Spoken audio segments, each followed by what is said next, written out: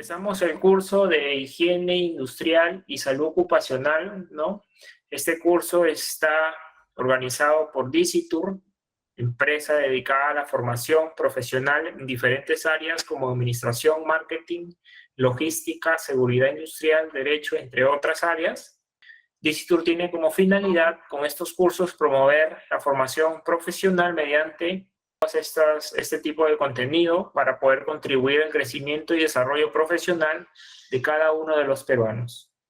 El temario que se va a tocar el día de hoy está repartido en 6 puntos. El primero es conceptos básicos de la higiene industrial y salud ocupacional. Luego tenemos los agentes físicos como el ruido, medidas de control. Tenemos también agentes físicos, el tema de la iluminación y las medidas de control.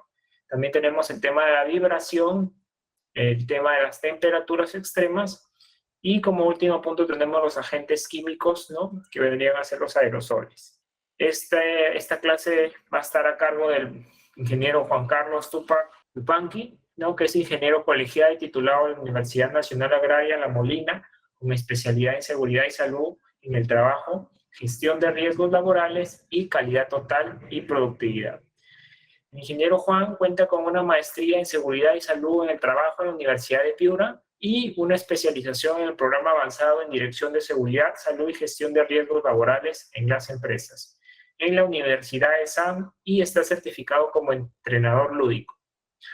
Asimismo, tiene 8 años de experiencia en implementación y mantenimiento de sistemas integrados de gestión, Ley 29783, Seguridad y Salud en el Trabajo y su reglamento, y supervisión de trabajos de alto riesgo. Muy buenas noches, ingeniero Juan. Es un gusto volver a saludarlo. Le brindo el pase para que pueda continuar. Hola chicos, ¿cómo están? Muy buenas noches a todos. Gracias Danilo, gracias nuevamente por podernos brindar la oportunidad, ¿no? de poder compartir un poco algunas experiencias, ¿no? Este tema sí es, lo he tratado de resumir chicos porque es un tema bastante extenso, ¿no? Pero he tratado de sacar algunos aspectos relevantes, ¿no? Sobre todo este tema de la higiene industrial y el tema de la salud ocupacional y la relación que hay con los distintos agentes, ¿no? Los agentes físicos, ¿no? Los agentes químicos. Ahí vamos a ir viendo a lo largo del desarrollo de la presentación estos puntos.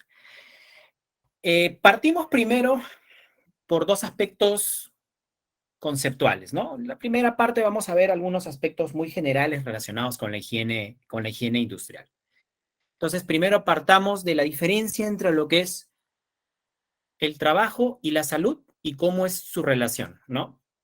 Todos tenemos que tener claro que el trabajo es un derecho, ¿no? Eso lo vemos en la Constitución, igual el tema del derecho a la salud y demás. Y para que nosotros podamos ejecutar una labor, un trabajo, pues es evidente que debemos de contar con un muy buen estado de salud o un buen estado de salud que nos permita realizar nuestra labor diaria sin ningún tipo de contratiempos. En segundo lugar, es cómo la relación del trabajo y la salud. Entonces ya hemos hablado que para poder trabajar tenemos que estar o tener un buen estado de salud. Pero al mismo tiempo, la salud es imprescindible para trabajar, ¿no? Poniendo casos muy puntuales, ¿no? Sin ahondar todavía el tema de higiene industrial. Una simple gripe, ¿no? Un malestar general, pues nos imposibilita de poder en muchas ocasiones poder realizar un trabajo como nosotros, ¿no? Queremos ejercerlo con normalidad. Ahora, bajo el parámetro de lo que es la higiene industrial, pues hay alguna serie de factores o agentes, ¿no? Que se van a ir desarrollando o que se van a ir presentando en las labores, ¿no? Y es ahí un poco poderles explicar cuáles son algunas de las medidas de control, ¿no? Para evitar algún tipo de enfermedad ¿no? Relacionada con el trabajo o una enfermedad profesional o una enfermedad de tipo ocupacional, ¿no? Que está muy ligada a un agente. Entonces, un poquito ya hemos estado conversando sobre la importancia de el estado de la salud en una persona, el derecho a la salud, ¿no? Eso viene ya desde la Constitución Política del Perú. Y acá hay algunos aspectos complementarios, ¿no?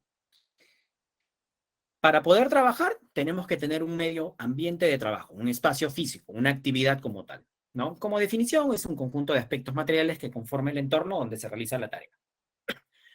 Eso desde un punto de vista o marco teórico. Luego viene la exigencia de la tarea, ¿no? Vamos a poner un ejemplo. Un tema de manipulación manual de carga, ¿no?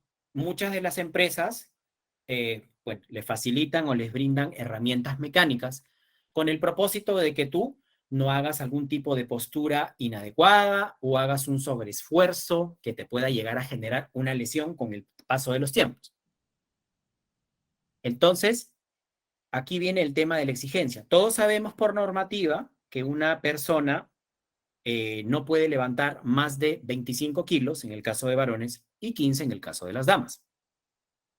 Entonces, ahí un poco siempre el área de seguridad tiene que estar bien alineada con el tema del equipo de salud, ¿no?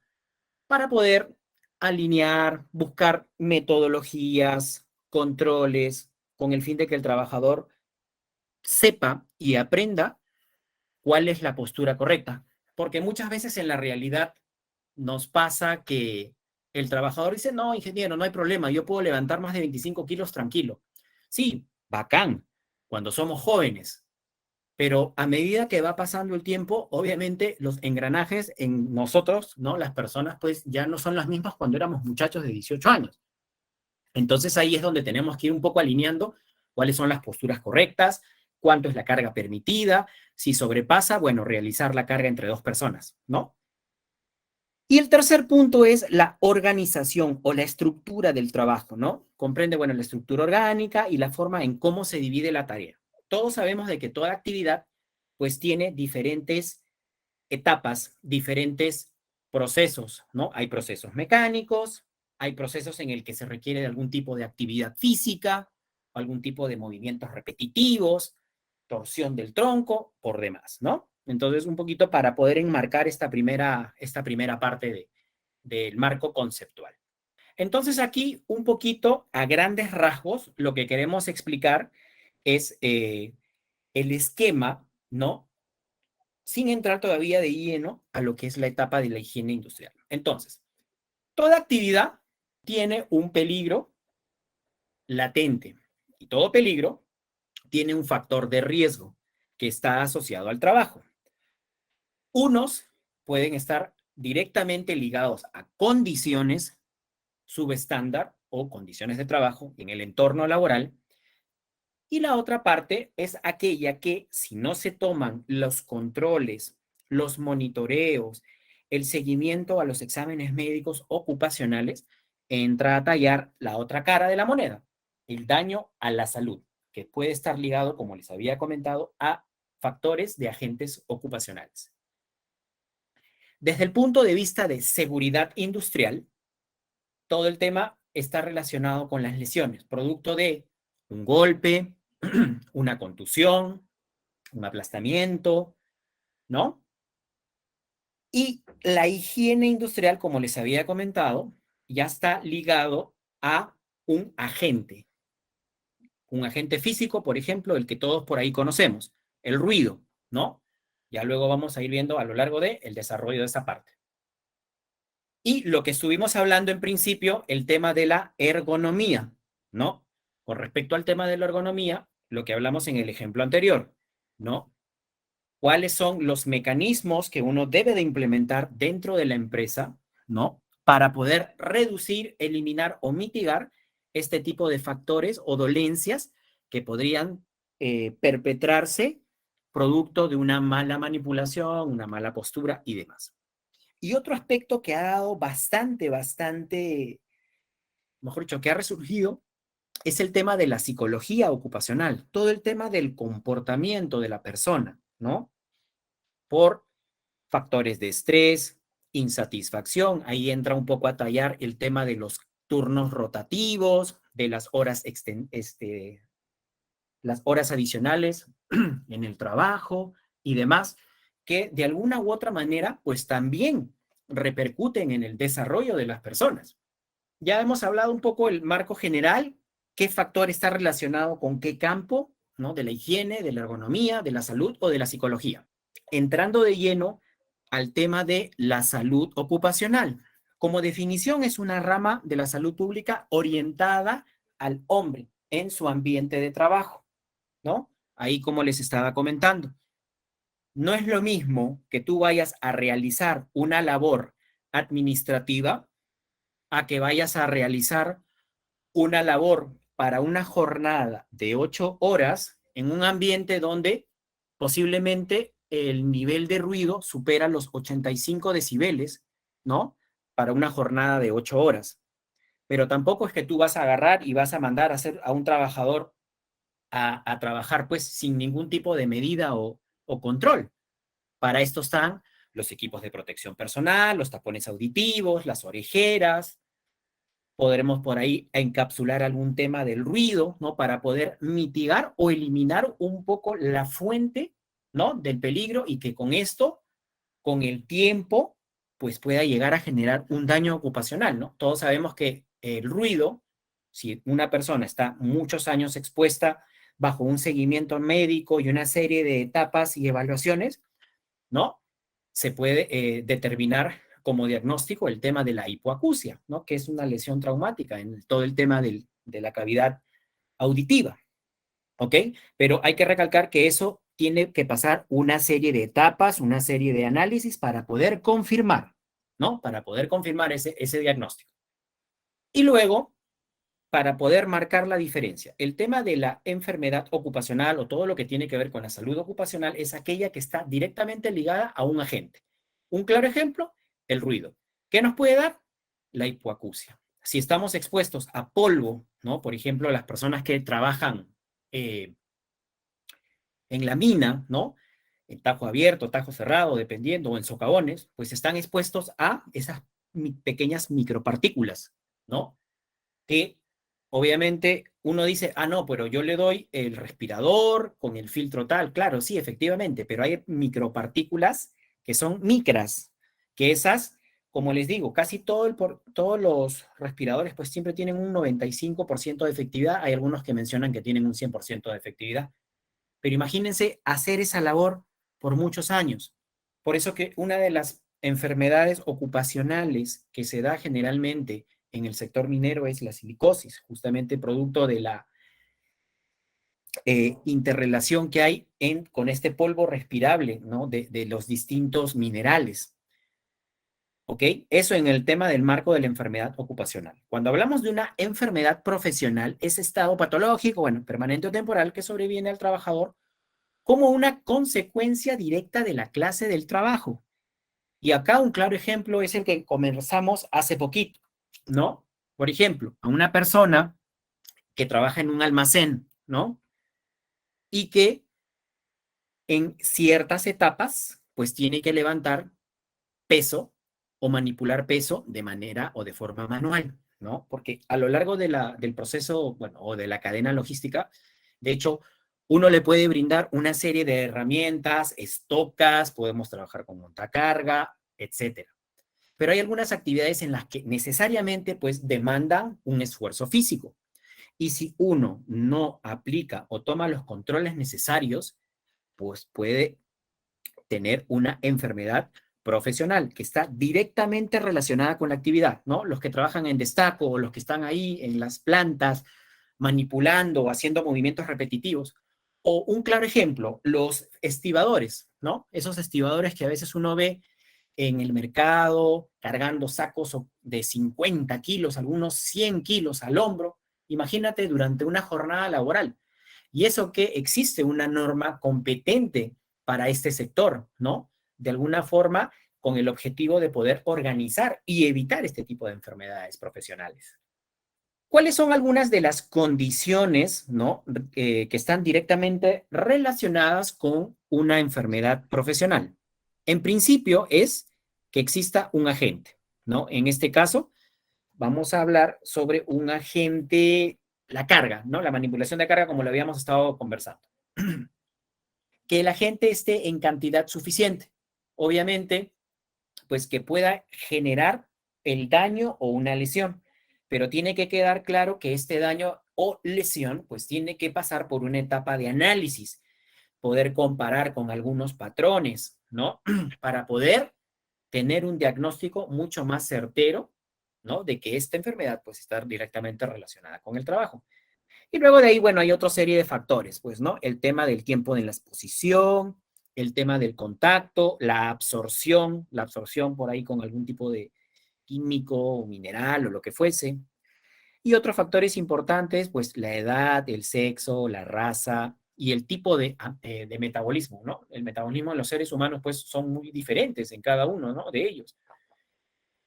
Y luego son algunos otros aspectos relacionados, pues, ¿no? El tema de los horarios. No es lo mismo que tú tengas una jornada que trabajas de 7 a 4 de la tarde o que trabajes en una jornada del 12 del día a 10 de la noche y obviamente la más demandante, una jornada que trabajes pues de amanecida, 10 de la noche a 6 7 de la mañana, ¿no? El cuerpo reacciona siempre de una manera diferente, todo el tema del reflejo, cómo vamos a desenvolvernos y desarrollarnos en la actividad. Dentro del listado, ¿no? Dentro del listado de las enfermedades profesionales, ¿ok?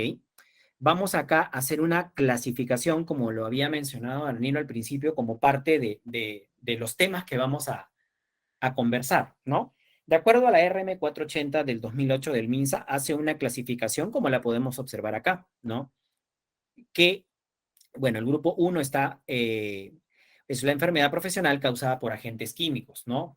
Por ahí vamos a trabajar en una empresa que produce, no sé, lejía o pinturas o cualquier material donde se trabaje pues con aerosoles, pintura así que vamos a realizar pues con aspersores o cosas. Entonces tenemos contacto directo con algunos insumos químicos. O los agentes físicos, un claro ejemplo como les había conversado, el tema del ruido, biológicos, por ahí si vamos a trabajar, no sé, de repente en algún laboratorio manipulando algún tipo de cepa o algo por el estilo donde puede haber un contacto directo, ¿no? Esto con, con la persona. Un claro ejemplo de una enfermedad profesional o relacionada con el trabajo, ¿no? Pues son todas aquellas personas del sector salud que en algún momento, ¿no? Cuando estaban en toda esta etapa del COVID, ¿no? No sé si acá, por ejemplo, en Lima está el Instituto Nacional de Salud, donde llegaban pues todo el tema de las muestras y los análisis por COVID, ¿no? Entonces ahí es un contacto directo con una fuente, con un virus, ¿no? Que es el SARS-CoV-2, un claro ejemplo en el grupo 3. Luego el tema de inhalación de sustancias como aerosoles, ¿no? A veces cuando nosotros vemos a una persona trabajando y está barnizando una puerta, ¿no? Está utilizando pues un aspersor y se generan estas micropartículas que están en el aire y si yo no tengo un nivel de protección, imagínate, pues todo eso está ingresando a mis pulmones y eso me puede generar una lesión, ¿no? Y bueno, el tema de las enfermedades profesionales causadas por algún tipo de sustancia. Obviamente, uno manipula un producto químico sin protección, sin guantes o sin algo que evite el contacto directo, pues pueden llegar a generar algún tipo de reacción alérgica. O volviendo al caso del sector minero, igualito, ¿no? Estamos manipulando mineral. El mineral, pues, dependiendo del tipo de concentración y el grado de exposición, también puede generar un tipo de reacción alérgica. Lo que pasa en el pulmón puede también llegar a generar daños en la piel. Y bueno, ya el tema un poco más crítico son todas aquellas sustancias cancerígenas, ¿no? Que, por ejemplo, el asbesto, el sílice, en grandes proporciones pueden llegar a generar lesiones o pueden ser causantes de eh, el tema del cáncer, ¿no? Bien, ahora entramos un poco de lleno al concepto, ¿no? Porque habíamos hablado un poco sobre lo que es la parte de la salud ocupacional y todo el tema del seguimiento médico. Ahora vamos a hablar un poco acerca de la higiene industrial, ¿no? Como definición, es una ciencia y arte dedicada al reconocimiento, a la evaluación y al control de agentes ambientales, ¿no? Lo mismo que hablamos en la primera parte de los agentes físicos, químicos, biológicos y demás, ¿no? Ahora vamos a ver la parte de a qué nivel de exposición, cuánto de concentración y todos los factores que vimos anteriormente, ¿no? El tema de la raza, la edad, el tema del metabolismo, no todos reaccionan de una manera diferente, ¿no? El cual pues puede ocasionar algún tipo de enfermedad o deterioro a la salud hacia el trabajador, ¿no? Y queda claro de que si es que no se toman los controles necesarios para la ejecución de los trabajos, porque al final uno como empleador pues le da un ambiente de trabajo, le da condiciones de trabajo y diversos controles, porque es propio de la actividad, pero es responsabilidad del empleador poder establecer de acuerdo a la jerarquía de controles, ¿no? Cómo nosotros vamos a mitigar esta fuente o este agente, ¿no? Que no genere tanto daño al trabajador. Ok, entonces, ¿cómo es más o menos la secuencia en esta etapa de la higiene y de estos agentes ocupacionales o de estos factores? Lo primero es identificar el posible peligro. Entonces, no sé, vamos a poner un ejemplo muy sencillo, ¿no? Una persona que está realizando el pintado de una estructura o de una casa, ¿no? ¿Qué factores hay? Pues la persona está haciendo un lijado, está utilizando insumos químicos, ¿no? Y hay algunos componentes, ¿no? Pues que pueden llegar a generar reacciones de tipo alérgica o de tipo pulmonar si no se toman, como les había comentado, estos controles. A partir de ahí vamos a definir que la fuente es el polvo respirable, ¿no? Producto de lo que está lijando y todo eso, cuando tú no lo inhalas y tienes un respirador adecuado para el tipo de exposición del agente químico, ¿no? De acuerdo a eso, nos permita estimar el peligro.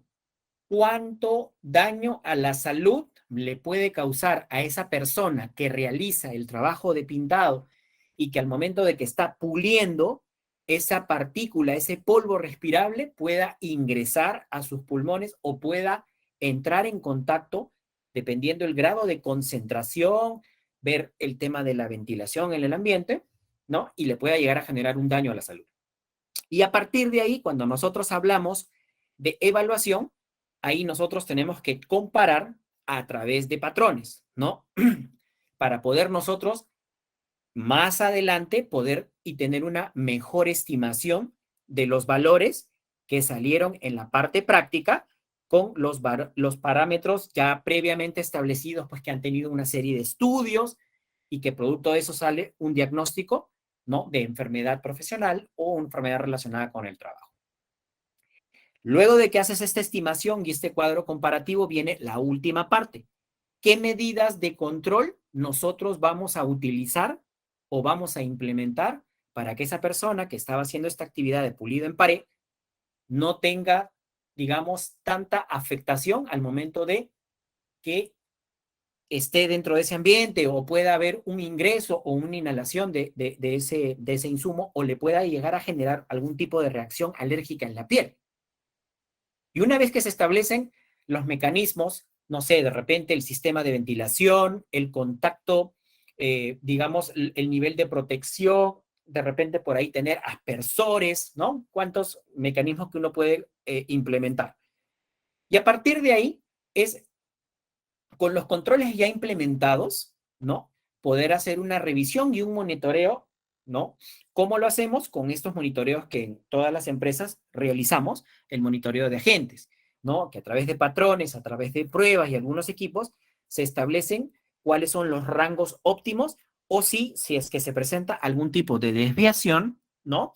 Buscar otro tipo de alternativas o mecanismos en el control, ¿no? De este tipo de actividades. Un poco ya hemos hablado de los dos conceptos de seguridad, de higiene industrial, salud ocupacional, y ahora vamos a ver cuáles son los principales factores, ¿no?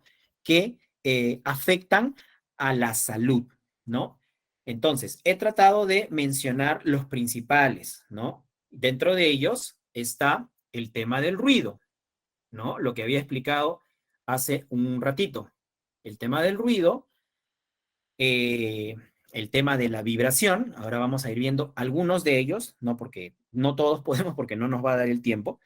Los humos metálicos, productos de la soldadura, el tema de la iluminación, ¿no? Ese es otro factor importante. Bueno, el tema de la manipulación de productos biológicos, lo que mencioné, el ejemplo del polvo que se produce por utilizar una máquina pulidora o demás, y la exposición que puede uno tener a gases o vapores. Bueno, acá hay una pequeña clasificación para poder tener claro un poco cómo se dividen estos agentes.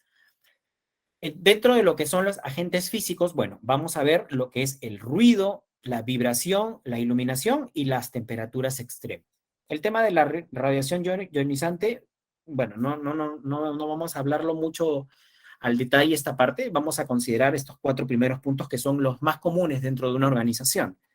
Luego viene el tema de los agentes químicos, todo lo que tiene que ver con la exposición a vapores, productos de la combustión de algún químico, de algún combustible, o si es que estamos utilizando algunas máquinas donde se utilice gases, ¿no? Gases para la producción de un equipo o cualquier gas que por ahí pueda ocurrir alguna fuga, o como vemos a veces en las plantas industriales, ¿no? Que salen estos gases de las chimeneas hacia la atmósfera o hacia el cielo, ¿no? Imagínate lo que pasa en el cielo, aquella persona que está dentro de la planta, ¿no? Si no se toman alguna serie de controles. Y finalmente el tema de los agentes biológicos, ¿no? Lo que hablamos del ejemplo de la persona que trabaja en un laboratorio, ¿no? Que está expuesto a virus, bacterias y demás. Bueno, vamos a hablar del agente físico del ruido, ¿no? Ok, partamos primero de algunos conceptos muy generales, ¿ya? De la principal diferencia entre lo que es el ruido y lo que es el sonido, ¿ok? ¿Qué es el sonido? No es más que las variaciones de presión generadas por una vibración de moléculas.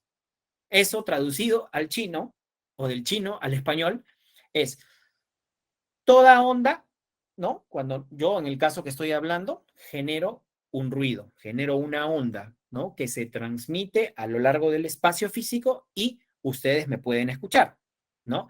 Igual el ruido es el sonido no deseado que puede llegar a producir una sensación desagradable. Ok, entiendo que cuando yo les estoy comentando, ustedes me escuchan, pues no es un ruido desagradable, ¿no? Porque yo considero que todos estamos bastante atentos.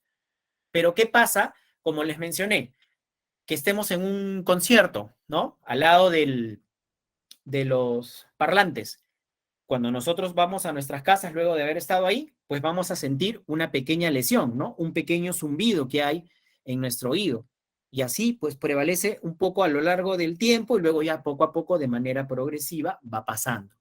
Pero cuando lo relacionamos al trabajo, ¿no? Ahí es donde la organización pues tiene que implementar una serie de medidas de control. Ya aquí lo vamos a ver, aquí me parece que tengo una gráfica un poquito más adelante donde vamos a explicar un poco esta pequeña diferencia. Como les había mencionado, el ruido está constituido de dos factores, lo que es la amplitud de onda y la longitud de onda, ¿no? Cuando tú emites un ruido, este ruido se desenvuelve a través de esta gráfica que vemos de color azulito. Y la longitud de onda es la distancia perpendicular entre dos frentes de onda, ¿no? Que tienen una misma fase. Bueno, esta longitud es la misma que recorre por onda en un ciclo completo, ¿no? Entonces, un poco, este es el mapa conceptual, ¿no? Al momento que se ejerce un ruido, ¿no? ¿Cuáles son los elementos que lo constituyen? Ahora, cuando nosotros vamos a relacionar el tema del ruido industrial, tenemos otros dos conceptos importantes, ¿no? Uno es la frecuencia, ¿no? Que por definición es el número de ondas o ciclos, ¿no? Estas que están aquí en color rojito, ¿no? En esta gráfica, que se producen por un espacio de tiempo, ¿no? Cuando uno emite un ruido, ¿no? Esto se va a ir desarrollando en forma de curva media sinuosa de color rojito en un espacio de tiempo. ¿Y cómo es la velocidad? Simplemente es esta onda sonora cómo se va a ir desarrollando, ¿no? Dentro de un espacio y a una cierta velocidad. Obviamente que la velocidad del ruido es diferente, por ejemplo, el ruido que ejerce la bocina de un carro no es lo mismo al ruido que genera, por ejemplo, la turbina de los aviones, ¿no? Es totalmente diferente. A todos nos queda claro, ¿no? De que para una jornada de 8 horas, ¿no? El nivel de exposición o los decibeles en que un trabajador con medidas de control implementadas puede recibir, o sea, hasta 85 decibeles un trabajador puede trabajar para una jornada de 8 horas, ¿no? Ahora, si nosotros le aplicamos o le implementamos estos mecanismos, por ejemplo, el tema del protector auditivo, ¿no? Esos que parecen como unas orejeras, ¿ok? Estos protectores auditivos, pues, tienen un factor de corrección, ¿no? En el cual no significa que cuando yo voy a tener estos protectores, específicamente voy a estar al límite con estos 85 decibeles, ¿no? Se aplican unas metodologías de NIOS y bueno, hay una reducción. Entonces quiere decir que con protección la persona, el grado de exposición al ruido va a estar por debajo de los 85. Por ende, cumple con la normativa y no debería de generar algún tipo de lesión. Y bueno, acá hay unos valores, ¿no? De cuánto una persona puede tolerar, ¿no? Trabajando 2 horas al día, puede llegar a tolerar 95. Ingeniero, y si por ahí hay algunos valores que no están, bueno, hacemos una interpolación y obtenemos el valor, ¿no? Obtenido y determinamos si es que se le tiene que aplicar algún tipo de medida de control, ¿no? Reductores de ruido, EPPs, o cualquier otro mecanismo o medida de control para evitar la lesión auditiva. Entonces, ¿cuáles son los principales efectos del ruido en la salud? Tenemos desde el punto de vista fisiológico y desde el punto de vista psicológico. Desde el punto de vista psicológico, pues no es lo mismo, como les estoy comentando, así, un ejemplo muy sencillo, ir a un concierto de música metal a ir a un concierto de música clásica, ¿no? Es totalmente diferente por el nivel de ruido, por el nivel de exposición. Lo mismo, no es lo mismo estar en una oficina administrativa que estar trabajando en un caldero como operador, ¿no? Totalmente diferente. Desde el punto de vista fisiológico, bueno, hay algunos ejemplos. El tema de la sordera profesional, el tema de la frecuencia respiratoria, el ritmo cardíaco, ¿no? O sea, cuando uno está sometido a un nivel de estrés por alguna condicionante, pues surgen y bueno, igualito lo que les había comentado, si estamos al costado de un parlante en un concierto, pues nos va a generar dolores de cabeza, malestar y demás. Y desde el punto de vista psicológico, pues genera, uno está un poco más irritado, más susceptible, nerviosismo, alteración en el estado de ánimo y demás. ¿Cuáles son algunos de los equipos, ¿no?, con los que nosotros vamos a realizar ya desde el punto de vista, uno como higienista, ¿no? Poder identificar si es que esos parámetros que hablamos hace poquito en ese cuadrito se cumplen, ¿no? Uno de ellos es el sonómetro, ¿no? ¿No? Que te mide el ruido ambiental. Muchos de repente los que trabajan en una empresa, ¿no? Hay pruebas, ¿no? Que es la dosimetría, ¿no? En el cual nosotros, hay dos cosas, el sonómetro y el dosímetro. En el sonómetro lo que nosotros queremos es medir el ruido que hay en el ambiente, ¿no? Y cuando vamos a hacer la dosimetría es cuando el equipo se le coloca, se le instala a un trabajador para poder medir cuáles son los parámetros de ruido en un tiempo o en una jornada laboral, la de 8 horas, ¿no? De hecho, los parámetros o los valores pues no van a ser los mismos a lo largo de la jornada. Por ahí van a haber algunos picos o algunas desviaciones. Lo importante es que de acuerdo al patrón haya una media que esté por debajo de lo permitido y así no genere un tema de lesión acústica. ¿Ok? Este es uno de los equipos. Igualito, ¿no? Lo que les había comentado acerca del dosímetro, acá podemos ver en imágenes a una persona que le está, pues,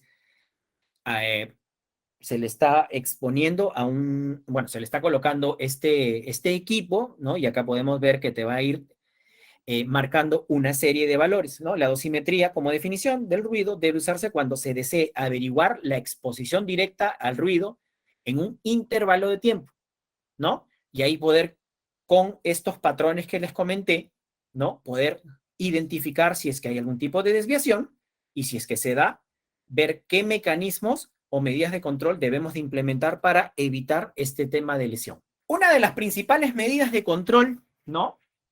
Acuérdense, muchachos, que cuando hablamos de jerarquía de controles, hay una serie de etapas previas ¿no? Al uso de los EPPs, ¿no? Porque en muchas organizaciones o empresas uno dice, ah, no, el uso de los EPPs. Sí, perfecto.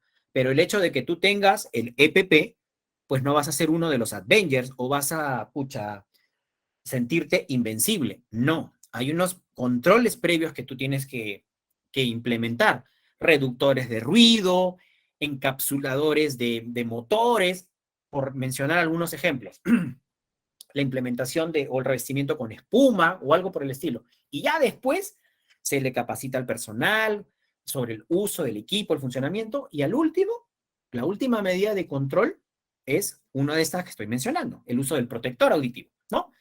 Acá un poco explica cómo es la correcta secuencia, porque tampoco es que vamos a agarrar el protector o el tapón auditivo y nos lo vamos a colocar y de forma incorrecta, porque también si tú no realizas una adecuada limpieza, si no te lo colocas correctamente, al final no te va a proteger en nada y probablemente si no le haces una correcta limpieza, porque acuérdense que hay tapones auditivos reusables y hay otro tipo de tapones que son de uso diario. Entonces imagínate, tú le das a un operador que está sobre una superficie, no lo limpia, no se lava las manos, luego se lo coloca acá, pues al final va a terminar con una otitis, ¿no? Entonces es importante también la frecuencia de la limpieza y cómo se debe de colocar. Como vemos acá en imagen, ¿no? Se hace el levantamiento de la parte superior de la oreja para poder alinear la cavidad auditiva y, como podemos ver, ingresa este tapón auditivo para poder generar una hermeticidad y,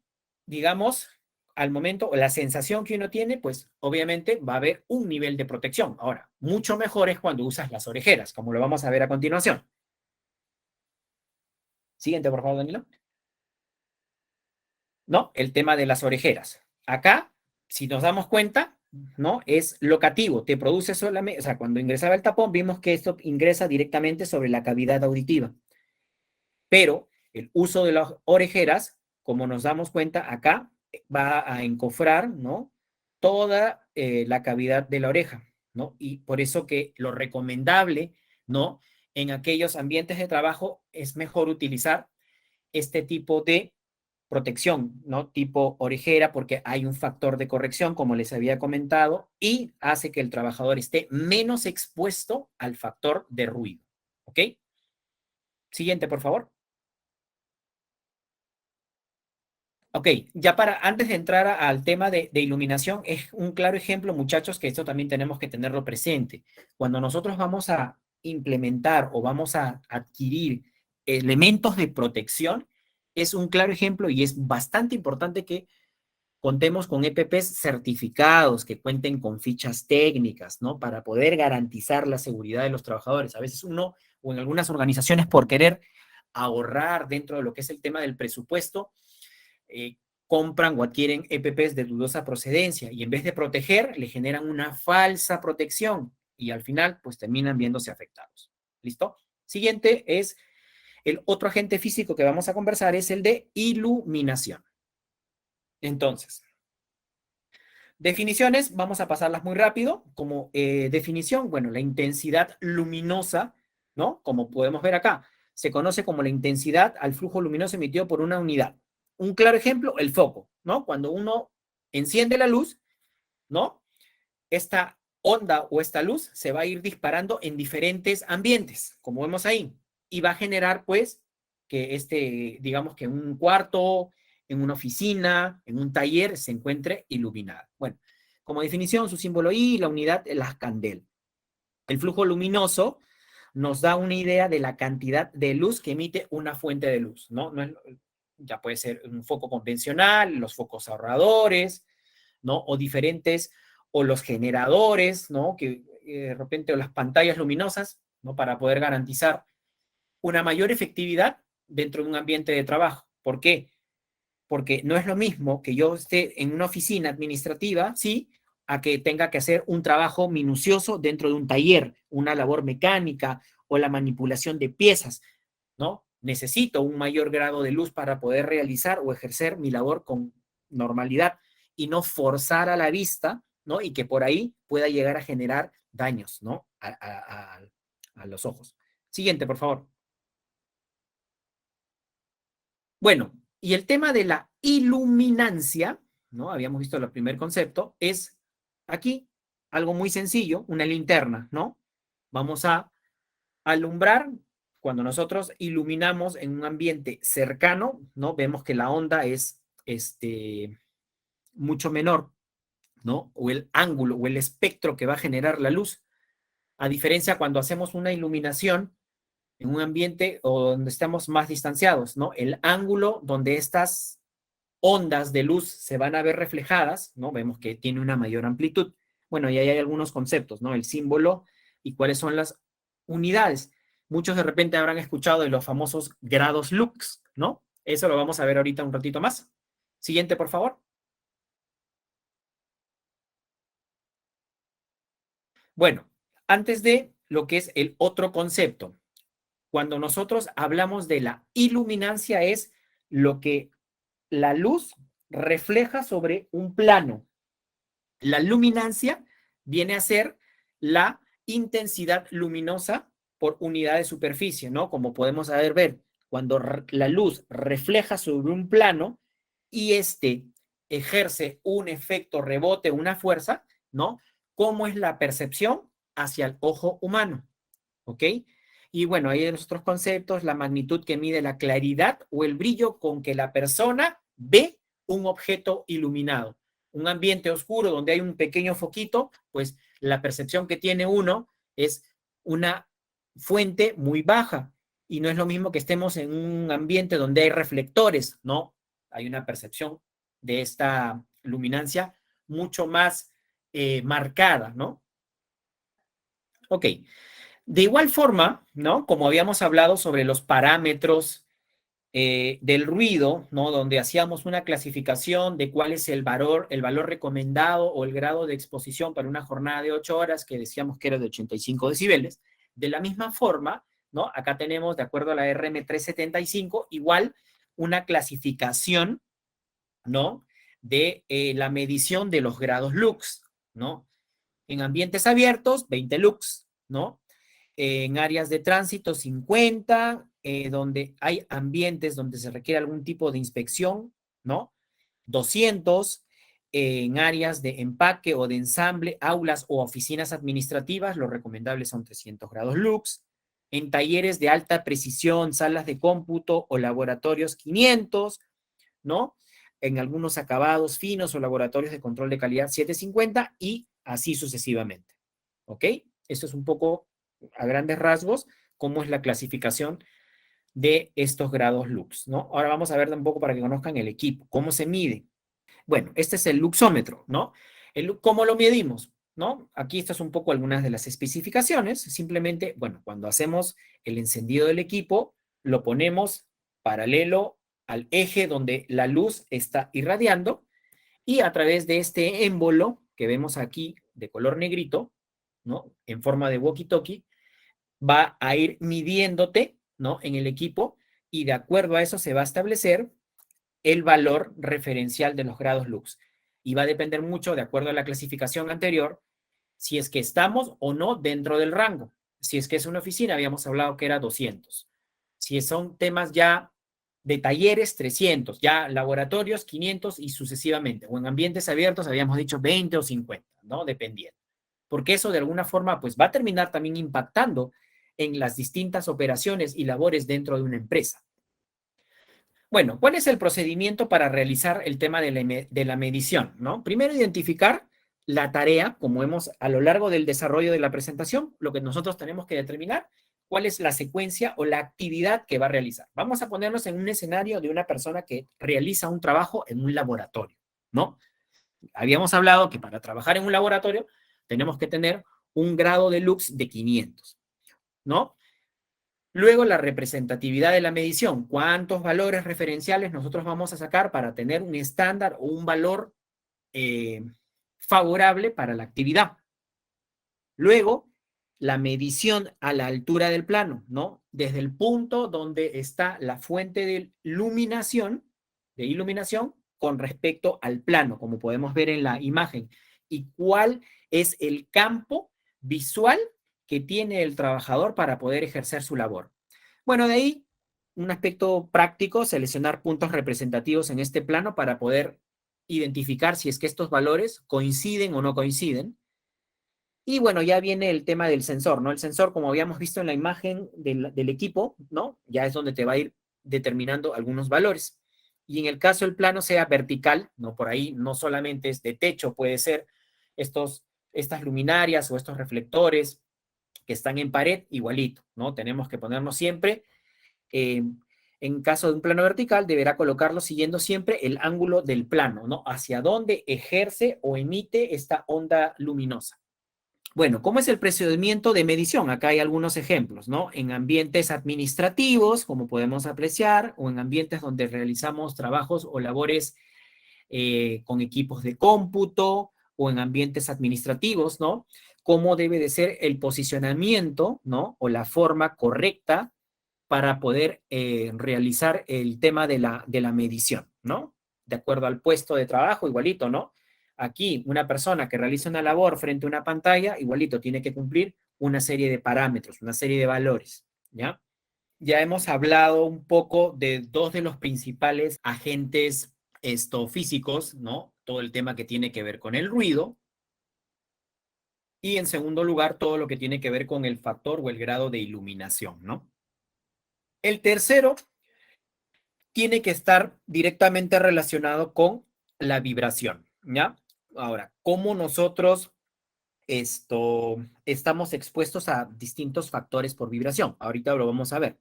Pero primero tenemos que partir de un marco teórico, que es una vibración, ¿no? Desde el punto de vista teórico o de definición, como dice acá, es el movimiento de un cuerpo sólido alrededor de la posición de equilibrio, sin que exista un desplazamiento, ¿no? Del objeto que vibra. Un claro ejemplo, esas personas, ¿no? Que vemos en los exteriores, agarrando el rotomartillo y rompiendo la pista, ¿no? Imagínense esa actividad todo el día.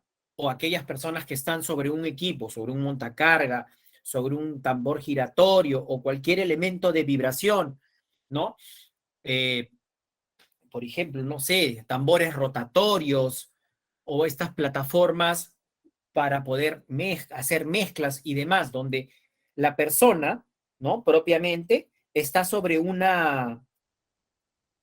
ambiente físico donde hay un movimiento constante y continuo que puede llegar a generar algún tipo de lesión también. Ahora lo vamos a ver.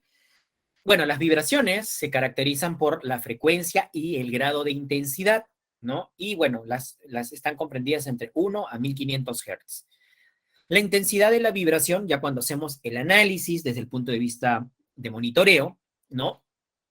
La medida es la aceleración, que está en metros sobre segundo al cuadrado.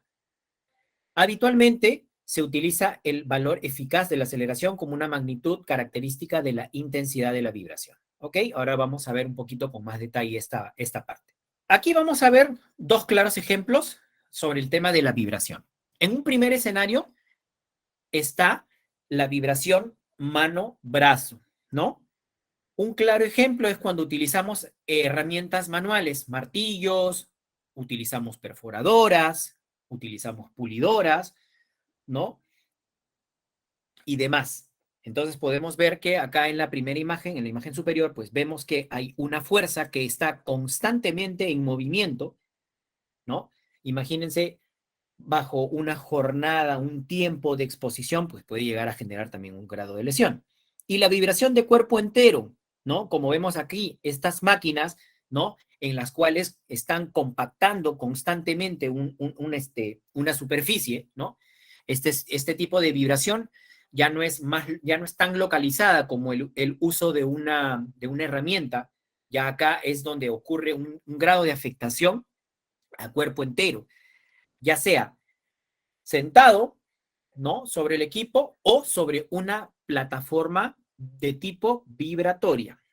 Y bueno, aquí un poco para poder hacer una pequeña clasificación, porque habíamos comentado, ¿no? De que todo el tema de la vibración está claramente diferenciado a través de los hertz, ¿no? Que es con lo que los equipos van a ir haciendo estas mediciones. Los de alta frecuencia, ¿no? Esto son las herramientas manuales, como les había comentado, molinos, pulidoras, lijadoras, motosierras o estos perforadores donde rompen la pista. De baja frecuencia, montacargas, carretillas, máquinas agrícolas, tractores, ¿no? Y demás. Y ya los que son de muy baja frecuencia o imperceptibles, aviones, trenes o barcos. Entonces vemos de que donde se puede llegar a presentar una mayor probabilidad de lesión, si no se toman las medidas de control, es en la primera etapa, ¿no? Los de alta frecuencia. Muchos dirán, y pucha, ¿de qué forma yo me podría lesionar utilizando estos equipos? ¿No? Generalmente con estos tornillos, estos elementos percutores, estos pulidores y demás, pueden generar lesiones en muñeca, calambres, o la expresión vascular, o conocido como el síndrome de Raynaud, como podemos ver en la imagen inferior, ¿no? Donde por efecto de esta vibración, por efecto de esta actividad, pues comienza a generarse, ¿no? Un tipo de despigmentación de los vasos capilares y podemos ver como si fuera esta enfermedad que muchos dicen, no, es vitiligo. No, es producto de este movimiento, producto que esta es una actividad continua de todos los días, ¿no? Y que si no se implementan algunos mecanismos, como lo hemos estado conversando a lo largo del desarrollo de la presentación, este es un claro ejemplo de una enfermedad relacionada con el trabajo, porque este señor es un operador de máquina compactadora, que todos los días su función es compactar, compactar, compactar. O los que están ahí perforando la pista, igualito. O que su actividad sea utilizar rotomartillos, pulidoras y demás, pues puede llegar a generar este tipo de lesiones. Y aquellos en los que son ya de baja frecuencia, como les había comentado, ¿no? Dependiendo del grado de exposición, de las horas, pues puede llegar a generar lumbalgias, ¿no? O lesiones en espalda, en cintura, o el agravamiento de lesiones raquídeas, el tema del sistema neurológico, alteración del equilibrio, probablemente, ¿no? Imagínate que tú estés todo el rato ahí en constante movimiento, pues puede llegar a generar en algunas ocasiones la pérdida del equilibrio, el mareo, trastornos de visión y demás. Igual como hemos estado hablando de los parámetros en temas de ruido, ¿no? De los 85 decibeles para 8 horas, en el tema de la iluminación, que el parámetro más aceptable es en 300 en ambientes administrativos o 500 en talleres. De la misma forma, ¿no?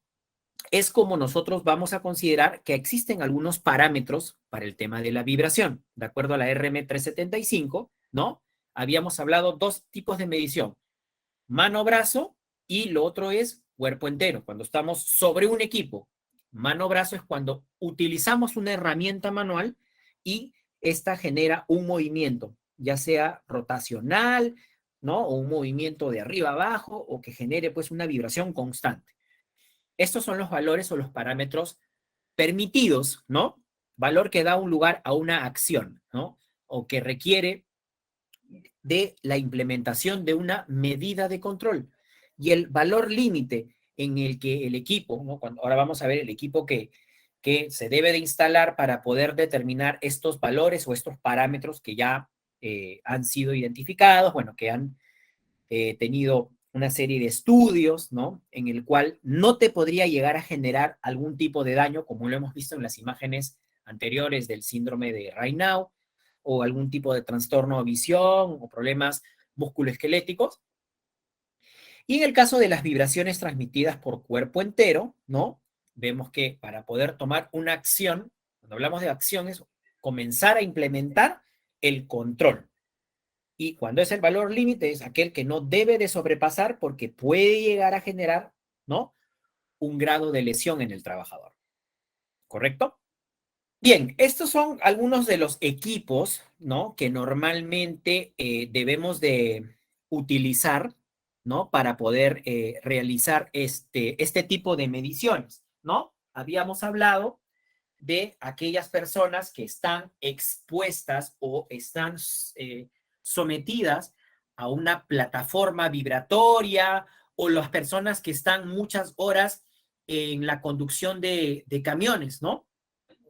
Más o menos los camiones pues tienen un asiento diferente, que constantemente pues tiene unos resortes donde vibra, o cuando estamos sometidos a estas grúas, ¿no?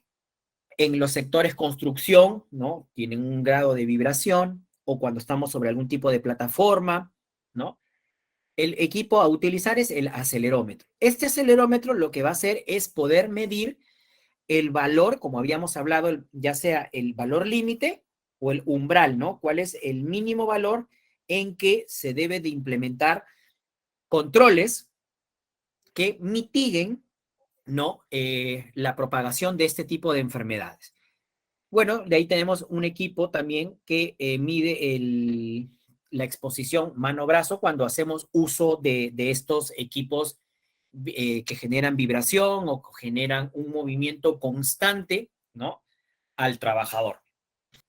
Ahora vamos a pasar al cuarto agente físico, ¿no? De esta presentación, y es el de las temperaturas extremas, ¿no?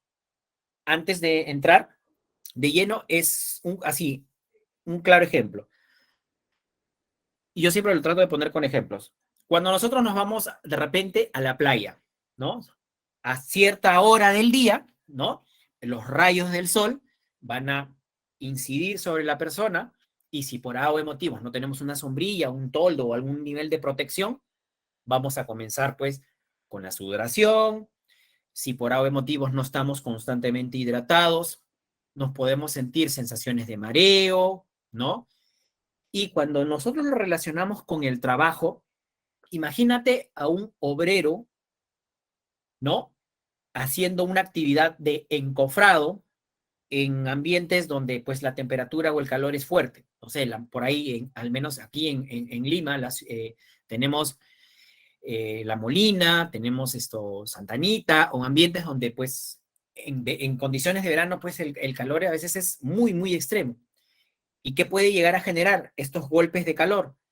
Que si la persona no está constantemente hidratada, si no tiene un nivel de protección, porque muchos creen, ah, no, yo me pongo bloqueador porque solo cuando sale el sol. No, el tema del cáncer a la piel, muchachos, recuerden de que ya sea con sol, sin sol, igual, siempre la radiación está ahí, latente. Si no nos cuidamos, pues puede llegar a generar el tema del cáncer a la piel, ¿no? Así que estemos bastante alertas. No solamente el uso del protector solar es cuando nos vamos a la playa, cuando nos vamos a la piscina o estamos en ambientes abiertos. No, eso nosotros también tenemos que protegernos en todo tipo de condiciones y estaciones en el año. Y cuando hablamos de temperatura extrema, ahora nos vamos a la otra parte. No es lo mismo que nosotros trabajemos en un almacén a 8 o 10 grados, ¿no? Donde por ahí se tiene que comercializar productos que requieren de una refrigeración, a trabajar en almacenes a menos 21 grados bajo cero. Obviamente que el factor humano, cómo la sangre fluye por nuestro cuerpo, es diferente, ¿no? Porque estamos sometidos a otro tipo de condición. Los tiempos o los intervalos en el que la persona tiene que estar trabajando, ¿no? Cada 2 horas de trabajo, bueno, eso mucho depende del criterio que la empresa determina, ¿no? Por cada jornada de 2 horas, el trabajador tiene que descansar 45 minutos en temperaturas ambientes, ¿no? Estamos hablando cuando lo sometes a una labor en un ambiente o una cámara a menos 21 grados, o hay cámaras que son mucho más frías, ¿no? Muy aparte de todo el equipamiento que le tiene que dar uno a su trabajador. Entonces, aquí vamos a tener dos tipos de situaciones, ¿no? Un primer escenario, cuando el trabajador está expuesto a altas temperaturas. Otra situación es que cuando está expuesto a temperaturas bajas, por debajo de los 0 grados. Y aquí hay dos factores importantes que van a determinar el equilibrio térmico de la persona. Todos sabemos de que una temperatura promedio, ¿no?, de un ser humano es 36.5 es lo normal, no es la temperatura corporal cuando nos ponemos un termómetro o lo que fuese, ¿no? Entonces, el ser humano, al ser un organismo homeotermo, ¿no?, que absorbe y regula su temperatura, ¿no?, requieren, pues, de una serie de fuentes de calor para poder alcanzar el equilibrio térmico, ¿no? ya sea en condiciones de alta temperatura o en condiciones de baja temperatura. Cuando nosotros hablamos de temperaturas extremas, por ejemplo, acá estamos viendo una imagen a una actividad donde estamos haciendo un licuado, estamos sometiendo a un metal, ¿no? A una alta temperatura, a hornos que están a más de 1000 grados, ¿no? Pues nosotros tenemos que tener todo un equipamiento especial, ¿no? Por el tema de los efectos de la radiación, ¿no? Que puede llegar a ejercer esta fuente de calor. ¿Y qué puede llegar a generar este sudor? En un cuerpo caliente, pues esta dilatación de los vasos sanguíneos. Y cuando uno suda mucho, ¿qué es lo que siente? Cansancio, fatiga, desgaste, ¿no? Por ahí el estado de ánimo no es el más correcto. Y el otro escenario es cuando estamos expuestos a condiciones de frío, ¿no? El tema de la dilatación que hay en la sangre es mucho más rápido cuando estamos sometidos a temperaturas extremas, ¿no? Por hacer un comparativo de estos dos escenarios, ¿ok? Ahora, para más o menos no complicarles mucho, aquí cuando nosotros vamos a hacer el tema del análisis del desgaste físico por situaciones de temperaturas extremas, ¿no? Acá hay una serie de parámetros eh, que pueden llegar a generar algún tipo de desgaste. Bueno, de acá se ha hecho todo un tema de tabulaciones, se han hecho una serie de análisis, ¿no? La fuente es el TLB, la exposición en intervalos de tiempo, ¿no? De acuerdo a eso se ha categorizado el tema del descanso, ¿no? Un descanso ligero, eh, relacionado o cuando está sometido a una actividad, ya sea una fuente calórica o una fuente de frío, ¿no? Sentado con trabajo manual ligero, ¿no? Porque obviamente cuando estamos haciendo o ejerciendo una función, ¿no? Como les había comentado, el tema de un encofrado, de un techo o algo, no es que estamos ahí parados sin movernos, ¿no? Estamos en constante actividad física. De igual forma, cuando estamos en ambientes fríos, estamos en constante movimiento, manipulando o operando un equipo o haciendo diferentes consideraciones. Y de acuerdo a esto, ¿no? Es que hay una ligera clasificación, ¿no? Y el nivel tolerable de esta tasa metabólica, ¿no? Cómo el organismo reacciona frente a este tipo de condiciones, ¿no? Acá vemos parámetros de 180 cuando son actividades que se encuentra sentado, haciendo un trabajo, una actividad muy ligera, o de pie con algún trabajo ligero, ¿no?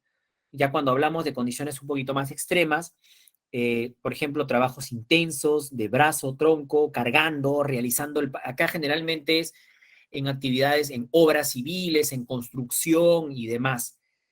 Y moderado, por ejemplo, trabajo sosteniendo con mano, brazo, brazo, pierna, ¿no? Por ejemplo, actividades que se podrían desarrollar en centros de distribución, cadenas logísticas, por ejemplo, ¿no? Estar trabajando, por mencionar una empresa, San Fernando, ¿no? Obviamente, las cámaras en las que tú vas a realizar una labor están sometidas a diferentes temperaturas. Y no es lo mismo que tú estés en un ambiente a condiciones, bueno, de temperatura normal, no sé, pues manipulando un producto que no requiere de un tema de refrigeración, a lo que habíamos conversado en el tema del desarrollo metabólico o cómo es la circulación de la sangre en tu organismo cuando estás trabajando a menos 21 grados. Yo que he tenido en algunas oportunidades la suerte de ingresar a este tipo de cámaras, pues son condiciones muy extremas, a pesar que se nos facilitaron pues todo el tema del equipamiento, las botas, las casacas, todo el tema de poder mantener la temperatura corporal del cuerpo. Y eso que yo les estoy hablando para un espacio de 15 minutos como máximo. Imagínate la persona que tiene que realizar una labor por espacio de hora o hora y media ejerciendo esa labor, ¿no? Y posterior el descanso de 45 minutos, ¿no? Ya desde un punto de vista a la salud, ¿no? Para que no afecte a la salud. Ok, bueno, algunos ambientes térmicos, dependiendo del tipo de situación, hay algunas medidas de control, bueno, van a estar enfocados cómo es la condición ambiental, a cuál grado de exposición, ¿no?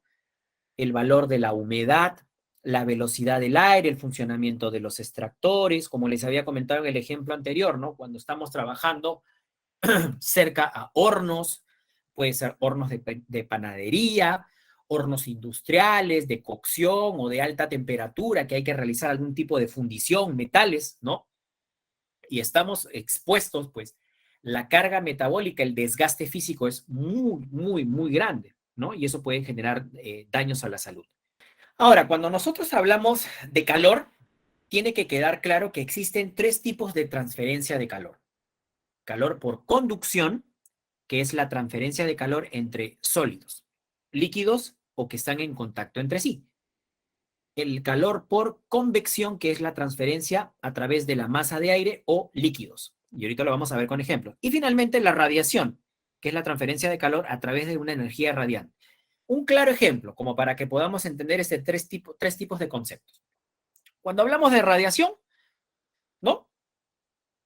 Estamos cerca de un horno o de una fuente de calor, o cuando vamos a hacer una parrilla, ¿no? Creo que en algún momento todos hemos comido una parrilla y nos acercamos, pues sentimos ese cambio de temperatura, ¿no? Que termina impactando en nuestra cara, brazos y todo. Esa sensación térmica se le conoce como la radiación. Cuando hablamos de la convección es cuando sometemos, por ejemplo, a cambios de temperatura a un ambiente a vapores o líquidos. Tenemos un recipiente con agua a 100 grados centígrados y tenemos otro recipiente a 20 grados centígrados. Cuando comenzamos a hacer la mezcla o la dilución, es evidente que la temperatura que estaba a menos grado va a incrementarse, ¿no? Ese efecto de transferencia de calor se le conoce como la convección. Y la conducción entre sólido a líquido o en contactos entre sí. ¿Quién en algún momento, ahora que estamos ya entrando a la época de invierno, no se ha tomado una sopa o un cafecito caliente? Y han notado la diferencia cuando hacemos uso de una cucharita que no tiene un mango de madera y otra que sí lo tiene. Cuando dejamos por un espacio de unos segundos, nos vamos a dar cuenta que vamos a tocar esta cucharita y vamos a sentir el calor, nos vamos a quemar, ¿no? Eso es un claro ejemplo de transferencia de calor por conducción. Bueno, acá está el ejemplo que les estaba un poco comentando, ¿no? Una persona cerca a una fuente de calor, a un horno, a un quemador, ¿no? Vemos que la primera sensación térmica que se va a identificar por el trabajador es la radiación, ¿no? Toda la propagación que sale de este orificio que estamos viendo. Y bueno, todo ese tema de factores metabólicos, de la recepción, los cambios de temperatura en el organismo y demás, ¿no? Y habíamos hablado de que la convección es cuando se transmite en diferentes ambientes. No es lo mismo que cuando la temperatura es de, no sé, 20 grados, cuando este horno está cerrado, a cuando nosotros aperturamos y eso que estaba en la parte interna a 1000 grados, pues la temperatura se incrementa, ¿no? Y el efecto de la conducción es, por ejemplo, esta pala. Obviamente que el trabajador no va a retirar el elemento que ha sido fundido así, sin ningún tipo de protección, porque si no se va a quemar, eso sale al rojo vivo, ¿no? Y otros temas que estaban relacionados con el estrés térmico, la carga metabólica, el balance térmico en el trabajador, que puede terminar impactando o generar daños o efectos a la salud. Bien, ahora creo que me va a dar el tiempo para poder desarrollar todo. Vamos a hablar de los agentes químicos, ¿no? Los agentes químicos, todo el tema de los gases, vapores, aerosoles por efectos de rocío, propagación, gases por combustión, etc., etc. Vamos a hacer una pequeña caracterización o vamos a diferenciar un poco cómo es la característica física de los aerosoles, ¿no? Partimos primero del polvo, ¿no? El polvo, producto de una actividad de pulido de madera, de superficies o de madera, pared o lo que fuese, ¿no? Vemos que cuando utilizamos este tipo de elementos, pues emana una gran cantidad de polvo. Y estas concentraciones tienen que quedar claras que si las partículas que conforman este material en suspensión es mucho más fina, pues es ahí donde puede llegar a generar una mayor exposición al grado de lesión, ¿no? Porque todos sabemos que cuando utilizamos este tipo de respiradores con filtro, con media cara, cara completa, dependiendo, ¿no? Mientras más finita es, pues existe una mayor probabilidad que pueda llegar a ingresar y pueda generar un daño, ¿no? Ahí lo vamos a ir viendo. El tema de los humos metálicos, producto de la soldadura, ¿no? Son partículas sólidas de metales originadas por la condensación del estado gaseoso, ¿no? Menores a 0.1 micras. Las nieblas, ¿no? De estos productos tipo aerosol, propiamente dicho, como podemos ver en imágenes, son partículas que nosotros, por ejemplo, cuando utilizamos el sapolio, el baigón o cosas que utilizamos normalmente en nuestras casas, pero ya cuando hablamos a nivel industrial, en altas concentraciones, pues que requiere de implementar una serie de elementos de protección o controles, sistemas de ventilación y demás. Y las neblinas, como podemos observar, son producto de la condensación de estas grandes chimeneas que vemos en las industrias, ¿no? Que pueden llegar a generar daños, ¿no? Por ejemplo, a veces, si es que las empresas mineras por ahí no toman algunos controles, estas grandes chimeneas o ductos, un claro ejemplo, esto es de que hay algunas ciudades pues, que pues, se pueden ver afectadas por el nivel de contaminación. Por eso que el tema ambiental es importantísimo en toda empresa del sector minero, ¿no? Ok, bueno, algunas características físicas de los aerosoles, ¿no? En el tiempo que los aerosoles permanecen suspendidos en el aire, ¿no? Y como habíamos estado conversando, de acuerdo a las dimensiones, ¿no? O de acuerdo a las características, el grado de exposición, ¿no? Y todo lo que hemos estado conversando anteriormente, ¿no? El tema del metabolismo, cómo la piel puede llegar a absorber en una persona es diferente a lo que podría ser una persona A o respecto a una persona B. El tiempo de exposición, ¿no? En el aire, pues puede llegar a generar mayor riesgo. Estas partículas, como les había comentado, finitas, son las que van a estar suspendidas y que si no contamos con los elementos de protección, es donde pueden ingresar, ¿no? A los alvéolos, pueden llegar a ingresar a los pulmones y es ahí donde se genera este tipo de lesiones que les estoy comentando. Menores a 10 micras, ¿no? Son las que ingresan al sistema respiratorio superior, la parte superficial, ¿no? Que aquí, dependiendo el tipo de filtro a utilizar, son las que, digamos, no llegarían a generar tanto daño como las más pequeñitas, las de menores a 2.5 micras, que esas pueden llegar a ingresar a los alvéolos pulmonares. Y es ahí donde, como comentamos al principio, una de las principales enfermedades ocupacionales muchas veces dentro del sector minero es la referente a la silicosis, ¿no? Que es por exposición a polvo respirable muy fino, muy chiquitito, que puede llegar a filtrar y pasar estos filtros o estas cavidades que normalmente nosotros le entregamos a los trabajadores para mitigar, ¿no? La fuente de exposición cuando un trabajador está expuesto a este tipo de condiciones. Bueno, respecto al tema de los gases, ¿no? Los gases comprimidos, ¿no? El etileno, el metanol, etcétera, ¿no? Bueno, es otro el alcance, es otro el rubro, todo el tema de materiales peligrosos, como es el tema de los almacenamientos, pero vamos a estar un poco enfocados a qué pasa si ocurre una fuga de gas amoníaco o una fuga de etileno, ¿no? ¿Cuáles son los controles? Hay algunos componentes químicos que cuando uno los respira, pues le puede generar daños muy severos al sistema respiratorio, ¿no? Entonces, acá un poco cómo se debe de manipular, cómo se debe de almacenar y otra serie de controles, ¿no? Para poder evitar el riesgo o los daños a la salud. Bueno, y el tema de vapores, ¿no? Producto de la condensación, de la cocción de algunas máquinas. Obviamente no es lo mismo que tú estés cerca de un evaporador o un cilindro donde haces, pues, la cocción de anchoveta para hacer harina de pescado, a que estés en una fundición de metales, ¿no? Donde esos gases, producto de la fundición de los elementos metálicos, pues puede llegar a generarte un grado de lesión, ¿no? Cuando alcanzan concentraciones máximas en el aire, cuando son ambientes muy densos, puede llegar a generar los daños que les había comentado. Bueno, hay dispersiones de moléculas en el aire. Tiene que quedar claro. Molécula muy fina, muy pequeña, es la que va a quedar suspendida en el aire, y es la que existe el riesgo, la probabilidad de la ingesta y del daño, como habíamos conversado hace un par de minutos, en el tema a los alvéolos pulmonares. Bueno, estos son, como ya hemos ido hablando, los diferentes equipos. Estos son algunos elementos para la medición y el concentración de algunos componentes o agentes químicos que van a determinar. Por ejemplo, en las empresas, muchos debemos haber escuchado acerca de los equipos de detección multigas, ¿no? Donde determina monóxido, sulfuro, el concentración de oxígeno. Hay algunos que te miden la concentración de amoníaco o de algunos otros componentes, donde hay una serie de parámetros de acuerdo a la NIOSH que determina cuál es el grado de exposición o la concentración de estos compuestos que pueden estar suspendidos en el ambiente, tolerables para poder realizar una actividad.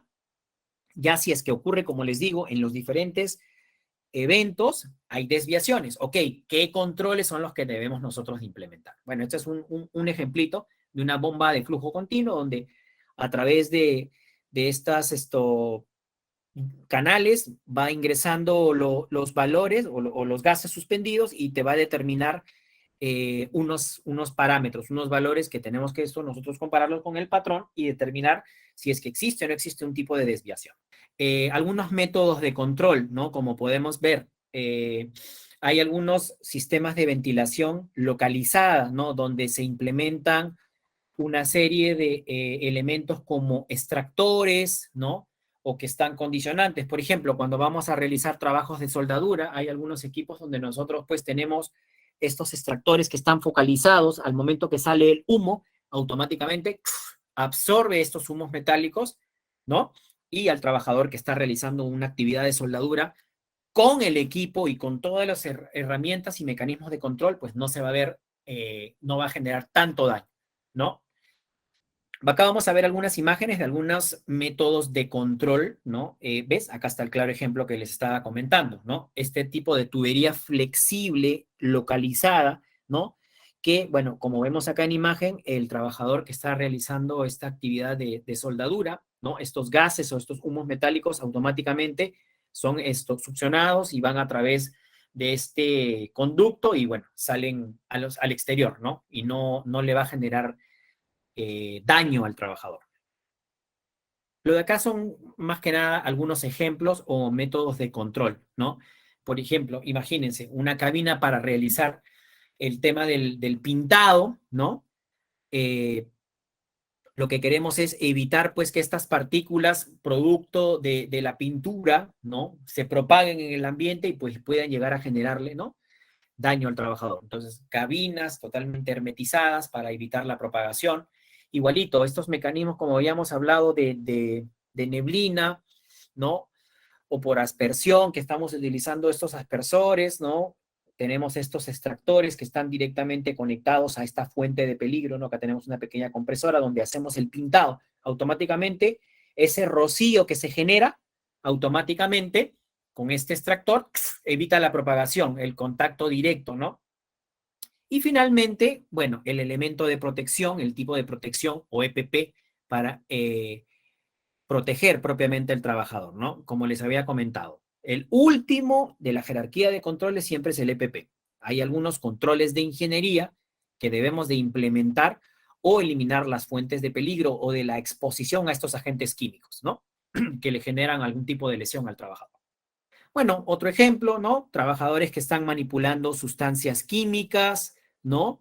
Eh, o están haciendo algún tipo de pulido, lijado, ¿no? Y hay partículas en el medio ambiente, ¿no? Estos extractores o esta ventilación asistida que debe de ser implementada en estos ambientes, ¿no? Para reducir el grado de exposición de estos agentes químicos.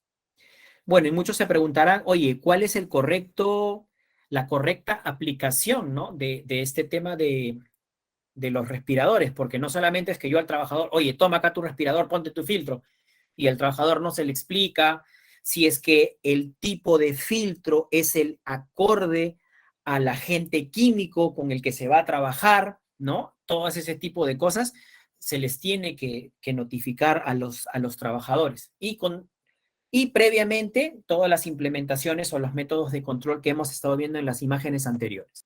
Bueno, acá está una pequeña clasificación del tipo de cartucho, ¿no? De acuerdo al agente químico al cual va a estar expuesto, ¿no? Si va a estar expuesto a amoníaco, ¿no? A gases ácidos, ¿no? Producto de alguna reacción química o algún componente o contacto de algún metal con algún estado, o cuando reacciona con agua, cuando reacciona con ácido, cosas por el estilo, ¿no? Dependiendo también el tipo de industria, o vapores orgánicos o inorgánicos, ¿no? Tiene que quedar claro que hay una clasificación que nosotros, para el que de repente no tiene mucha experiencia, hay una clasificación por colores donde te va a determinar el tipo de agente químico en el que te tiene o te debe de proteger a un 95%, o hay algunos, por ejemplo, los que utilizan los soldadores, estos rosaditos, para proteger de las partículas en suspensión o los sólidos, ¿no? Es importante que nosotros veamos ese tema de la clasificación que hay de acuerdo a la categoría, al nivel de riesgo o al agente químico con el que se va a trabajar, ¿no? Para poder proteger al trabajador. Y llegamos al final, chicos. He tratado de poder llegar en el tiempo, creo que me he pasado unos minutos, pero espero que les haya servido de mucha, eh, para poder reforzar algunos de sus conocimientos y que la capacitación haya sido de su agrado. Gracias. Ok, bueno, entramos a la sección de dudas y consultas. Vamos a recibir dos preguntitas, ya sea por el chat o por el micrófono, activando en este caso, tenemos una pregunta de Javier Silupú. Nos dice: ingeniero, buenas noches. ¿Los tapones auditivos en cuántos decibeles disminuye? A ver, aquí lo que quiero que quede bien claro, muchachos, es dos cosas. Si nosotros vamos a buscar el nivel de efectividad y aplicar métodos de corrección para poder reducir el nivel de exposición al ruido, es a partir de estas protectores tipo orejeras, que son las que van a proteger toda la cavidad del, del oído. Cuando nosotros hablamos, ¿no?, de tapones auditivos, va a depender mucho también el grado o el nivel en el que el trabajador se coloca de manera correcta, ¿no? Y lo que hace es mantener un valor por debajo de los 85 decibeles, o un nivel de protección que es tolerable a la exposición al ruido para una jornada. Si hablamos de efectividad, a partir de donde se le aplican algunos cálculos matemáticos, el ideal es la orejera. El tapón auditivo generalmente lo vamos a utilizar en ambientes donde el nivel de exposición al ruido es, por decirlo así, bajo, o que no alcanza valores que superen el umbral de los 85 decibeles. Yo no voy a poner, por ejemplo, con tapón auditivo a un trabajador que está al costado de un caldero, donde el grado o el ruido es, pues, supera los 85 decibeles, o sea, supera más de los 100 decibeles. A diferencia de que con las orejeras yo puedo aplicar estos factores de corrección y sacar unos cálculos, y mucho más aún si yo utilizo orejera y tapón, ¿no? Y aplicamos los factores de corrección, pues este valor de 85 se puede llegar a convertir en 71, 70 o 69 decibeles, que está por debajo de lo que establece la normativa, ¿ok? Eso es un poquito lo que podría comentarte sobre el uso de los tapones auditivos o las orejeras. Ok, entonces ya con esa pregunta culminamos esta sección de dos o consultas. Agradezco la presencia de todas las personas aquí en esta ponencia, y de igual forma poder haber podido esclarecer algunas de sus dudas o algunas inquietudes, o de repente por ahí algunas personas que no tenían un poco la claridad de este campo de la higiene industrial, que es un tema bastante interesante y bastante amplio, ¿no? Y haber podido llegar a poderle dar algunas herramientas, ¿no?, necesarias para que puedan estas implementarlas en el día a día o en sus trabajos, ¿no? Espero que les haya servido mucho y gracias a todos por su participación y que tengan una buena noche. Listo, ingeniero Juan Carlos. Entonces, chicos, les deseamos que tengan una muy buena noche y ya nos estaremos viendo en la próxima clase. Hasta luego. Gracias. Hasta luego, chicos. Cuídense mucho.